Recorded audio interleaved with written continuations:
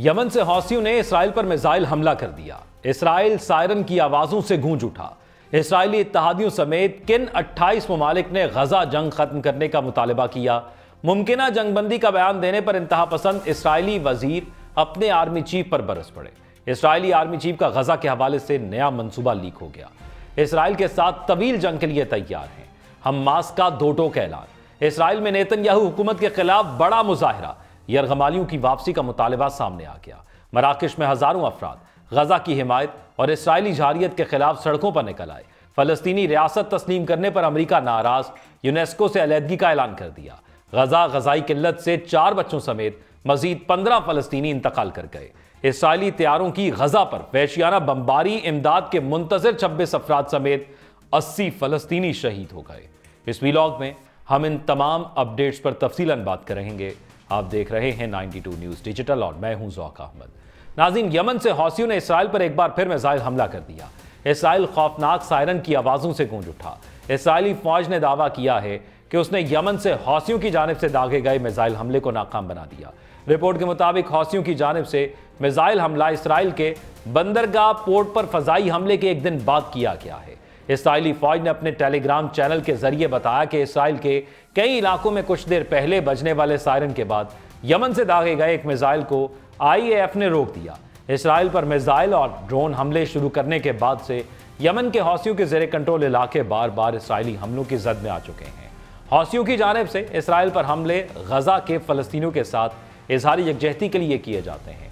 Israeli वजीर दिफा cottons ने कहा कि गुज़िश्ता रोज हमलों ने हुदैदा पोर्ट पर हौसियों के अहदाफ को निशाना बनाया और उसका मकसद पहले से मुतासर होने वाले इंफ्रास्ट्रक्चर की बहाली की किसी भी कोशिश को रोकना था। इसराइली वजीर दिफा ने बताया कि यमन का हशर वैसा ही होगा जो ईरान का है, जबकि एक हौसी सिक्योरिटी एहलकार ने बताया कि इसराइली बमबारी ने पोर्ट को काफी मुतासर किया, जिसे हमलों के बाद दोबारा तामीर किया गया था। उधर बरतानिया और फ्रांस समेत 28 ममालिक ने गजा जंग को फौरी तौर पर खत्म करने का मुतालबा किया है। मजमूई तौर पर 28 ममालिक के वज़राए खारजा के दस्तखत करदा मुश्तरका बयान में कहा गया है कि गजा पर इसराइल की जंग को अब खत्म होना चाहिए। जिन ममालिक ने इस पर दस्तखत किए उनमें ऑस्ट्रेलिया, ऑस्ट्रिया, बेल्जियम, कनाडा, कब्रिस, डेनमार्क, एस्टोनिया, फिनलैंड, फ्रांस, यूनान, Iceland, Ireland, Italy, Japan, Lithuania, Lithuania, Luxembourg, Malta, Netherlands, New Zealand, Norway, Poland, पुर्तगाल, सिल्वेनिया, स्विट्जरलैंड और इसके अलावा बरतानिया, ये हुकूमतें शामिल हैं, जिसमें से बहुत से इसराइल के इत्तेहादी हैं। और इन्होंने मकबूजा फ़लस्तीन इलाके में इमदाद की राह में रुकावट की मजम्मत करते हुए सख्त अल्फाज का इस्तेमाल किया है। एक बयान में दस्तखत कुनंदगान ने कहा कि गजा में शहरियों की मुश्किलात नई गहराइयों तक पहुँच गई है। इनक्लेव में इमदाद की तरसील का निज़ाम ख़तरनाक और गजा के बाशिंदों को इंसानी वक़ार से महरूम कर दिया गया है। बयान में कहा गया है कि हम इमदाद के कतरे और पानी और खुराक की अपनी बुनियादी ज़रूरियात को पूरा करने के लिए बच्चों समेत शहरियों के गैर इंसानी कत्ल की मजम्मत करते हैं। उनका कहना था कि इसराइली हुकूमत की तरफ से शहरी आबादी को ज़रूरी इंसानी इमदाद से इनकार नाकाबिल कबूल है। उन्होंने हुकूमत से इमदाद ट्रकों पर से पाबंदियां हटाने का मुतालबा किया। हमास ने इन ममालिक की जानिब से जंगबंदी के मुतालबे का खैर मकदम किया है। हमास का कहना है कि 28 ममालिक का बयान, जिसमें इसराइल की जंग फौरी तौर पर ख़त्म करने का मुतालबा किया गया है, वो फाशिस्ट काबिज हुकूमत की जानिब से की जाने वाली खिलाफ वर्जियों के बैनुल-अक़वामी सतह पर तस्लीम की नुमाइंदगी करता है। इमदादी मकामात पर 800 से ज़ायद शहरियों की शहादतों पर आलमी बयान की मजम्मत इस बर्बरियत की तस्दीक करती है। अमेरिका ने अक़वाम मुत्तहिदा के इदारे यूनेस्को से अलहदगी इख्तियार करने का ऐलान कर दिया। इसराइल मुखालिफ जज्बात का प्रचार करने का इल्ज़ाम लगाकर अमेरिका ने अक़वाम मुत्तहिदा के इदारे यूनेस्को से अलहदगी इख्तियार करने का ऐलान किया है। तर्जुमान अमरीकी महकमा ख़ारजा टैमी ब्रूस का कहना है कि तालीम, साइंस और सकाफत से मुतल्लिक अक़वाम मुत्तहिदा की इस तंजीम यूनेस्को में शमूलियत जारी रखना अमरीका के कौमी मफाद में नहीं।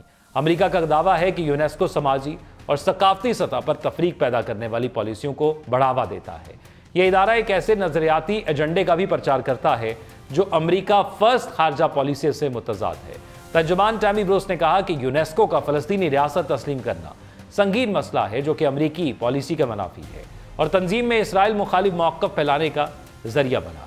तर्जुमान ने वाज़ेह किया कि आलमी तंजीमों में अमरीकी शिरकत इस पॉलिसी पर मबनी होगी कि अमरीकी मफादात को परवान चढ़ाया जाए। यूनेस्को से अमरीका की अलहदगी का इतलाक 21 दिसंबर 2026 से होगा। अमरीका ने अपने फैसले से यूनेस्को की डायरेक्टर जनरल इदारे आज़लो को बाज़ाब्ता तौर पर आगाह कर दिया। यह दूसरी बार होगा कि ट्रंप इंतजामिया यूनेस्को से अलहदगी इख्तियार कर रही है। यूनेस्को ने अक्टूबर 2011 में फ़लस्तीन को तंजीम कारकुन बना लिया था, जिस पर ओबामा दौरे हुकूमत में अमेरिका ने इदारे की $60 मिलियन इमदाद फौरी तौर पर बंद कर दी थी। जबकि इसराइल में हुकूमत और फौज में इख्तलाफात भी सामने आ रहे हैं और इसराइल के इंतहा पसंद वजीर बिन गोयन ने मुमकिन जंगबंदी के बयान पर आर्मी चीफ को सख्त तनकीद का निशाना बनाया है। इसराइल के इंतहाई दाएं बाजू के सिक्योरिटी वजीर ने गजा में जंगबंदी के मुस्बत तबसरे करने पर आर्मी चीफ अयाल ज़मीर की एक संगीन और खतरनाक गलती की मजम्मत की है। बिन गोयन ने कहा कि अयाल ज़मीर के तबसरे के अगर आने वाले दिनों में जंगबंदी और कैदियों के तबादले का मुआहदा हो जाता है तो यह आपके लिए एक बड़ी कामयाबी होगी। बिन गोयन ने अपनी तकरीर के दौरान कहा कि हमारे फौजी इस ऑपरेशन के बुनियादी मकसद को हासिल करने के लिए बहुत तवील अरसे से लड़ रहे हैं, जिसमें गजा में हमास को ख़त्म करना, एक मुआहदे को शामिल करना बड़ा होगा, क्योंकि इससे गजा में इंसानी इमदाद पहुंच जाएगी और कुछ फ़लस्तीनी कैदियों को रिहा किया जाएगा। बिन गोयल का कहना था कि मैं ऐसे मुआहदे पर यकीन नहीं रखता जो हमारी ताकत को कमज़ोर करे और हमास को ऑक्सीजन फराहम करे, लेकिन मैं गजा की पट्टी पर मुकम्मल कब्जे, फौजी कार्रवाइयों को बढ़ाने और रज़ाकाराना नकल मकानी की हौसला अफजाई पर यकीन रखता हूँ। इसराइली आर्मी चीफ ने गजा के मजीद इलाकों पर कब्जे के लिए नया मंसूबा लीक हो गया है और इसराइली चैनल की एक रिपोर्ट के मुताबिक Israeli chief of staff Ayal ज़मीर ने गजा में ज़मीनी कार्रवाइयों को तेज करने के लिए एक मंसूबा तैयार किया है। ज़राए ने इस तजवीज़ को गजा पर कब्जे का मंसूबा करार दिया। रिपोर्ट करदा ब्लू प्रिंट को रफा में नेतन्याहू के मुतनाज़े हिरासती कैंप के मंसूबे के मुतबादल के तौर पर देखा गया है, जिसकी अयाल ज़मीर मुबैना तौर पर मुखालफत करते हैं। इस मंसूबे पर अमल दरामद किया जाएगा अगर 60 दिन की मुजव्वज़ा जंगबंदी के बाद जंग के खात्मे के लिए कोई मुआहदा नहीं होता और यह तसव्वुर किया जाता है कि इसराइली अफवाज बदतरीज इससे ज़्यादा इलाके पर कब्जा कर रही हैं जो उनके कंट्रोल में है।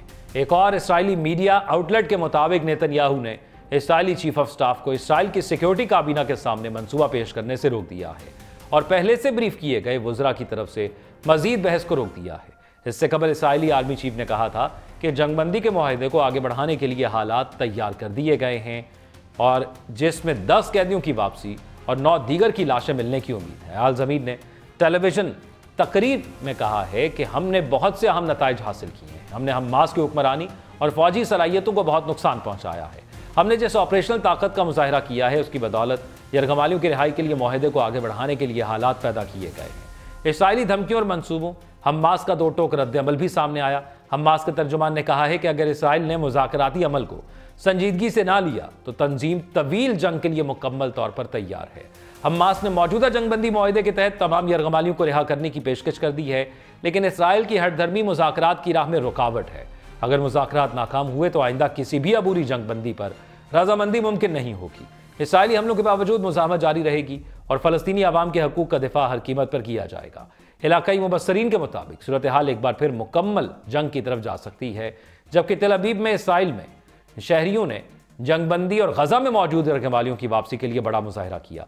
इसराइली मीडिया के मुताबिक नेतन्याहू हुकूमत के खिलाफ यरगमालियों के अहल खाना और इसराइली शहरियों ने एहतजाजी मुजाहरा किया। रिपोर्ट के मुताबिक तेल अवीव में हज़ारों मुजाहिरीन ने अमरीकी सिफारत खाने की तरफ एहतजाजी मार्च और वहां पहुंचकर एहतजाज किया। इसराइली मीडिया के मुताबिक मुजाहिरीन ने नेतन्याहू हुकूमत से यरगमालियों की रिहाई के लिए हमास से फौरी मुआहदा करने का मुतालबा किया।